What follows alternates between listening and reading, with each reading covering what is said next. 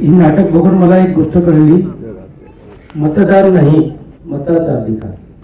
आपल्या सर्वांना मताचा अधिकार आहे, त्याचा उपयोग करावा. भारताची संविधान आणि भारताची लोकशाही कशा पद्धतीने आपण बळकट केली पाहिजे या संदर्भातलं हे नाटक होतं.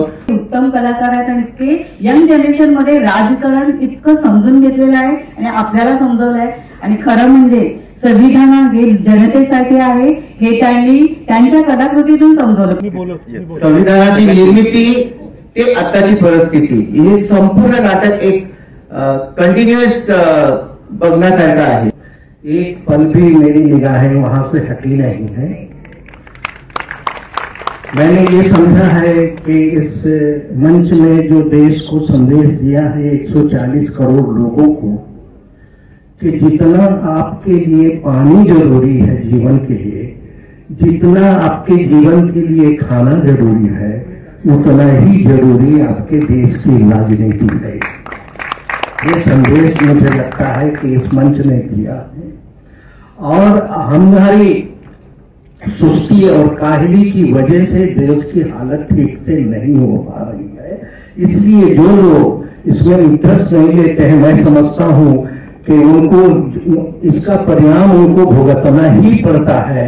भले वो घर में सोते हो, बैठे रहते हो, तो भी उसके परिणाम भुगतने पड़ते हैं. अगर राजनीति जो कुछ इस देश में तय करती है उसका नतीजा आपको भुगतना ही पड़ता है. अगर राजनीति अच्छी दिशा तय करती है तो आपके जीवन में अच्छे अवसर आएंगे.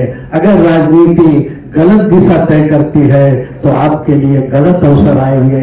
इस मंच ने जो संदेश दिया है यही है कि 140-42 करोड़ लोगों ने भी इस पर चिंतन करना चाहिए, तभी हमारा लोकतंत्र बचा रहेगा. राजकारण या मुद्द्याच्या आळून यांनी एका नाटकामध्ये एवढे विषय मांडलेले ते कदाचित मला म्हणजे एकदम भारी वाटलेलं. आणि दुसरी गोष्ट म्हणजे एकंदरीत नाटकामध्ये प्रेझेंटेशन डायलॉग ह्याच्या माध्यमातून सरांचा आणि जे मंजूर वाडकर सरांनी लिहिलेले आहे त्यामध्ये त्यांचा अभ्यास खूप जबरदस्त दिसतो.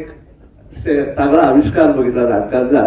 आणि राजनीती हे जे नाटक आहे हे आत्ताच्या काळामध्ये काळाची गरज आहे आणि योग्य वेळेला योग्य पद्धतीने योग्य प्रेक्षकांसमोर ते सादर केलं.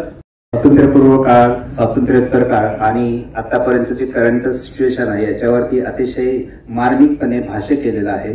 आणि प्रत्येकाला प्रत्येकाचे अधिकार काय आहेत आणि देशाची जी राज सत्ता आहे ती 40 ते 50 करोड जनता ठरवते आहे. तर ह्या राजसत्तेमध्ये 90 करोड जनता कशी सामील होईल हे मला वाटतं ह्या नाटकानं अवेअरनेस आहे. अवेअरनेस निर्माण पाहिजे की तुम्ही देशाचे मालक आहात आणि तुम्ही मालक हा तो मालकीचा जो अधिकार आहे तो अधिकार तुम्ही कसा कमवायचा आहे हे मला वाटतं हे चांगल्या पद्धतीने अवेअरनेस केले सर्वांना.